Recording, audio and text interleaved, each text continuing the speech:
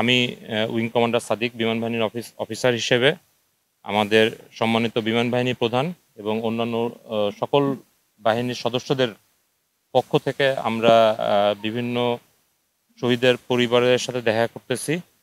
তাদের জন্য আমরা দোয়া করতেছি। আমরা যে সামরিক কায়দাতে সামরিক স্যালুট বলি আমরা, এবং ছোট্ট একটা প্যারেডের মাধ্যমে আমরা আমাদের পক্ষ থেকে সর্বোচ্চ যে সম্মান জানানো যায় সে সম্মান জানাচ্ছি, এবং শহীদের পরিবারের সাথে তাদের যে বুকে চাপা কষ্ট, সেই কষ্ট আমরাও সামিল হতে চাই।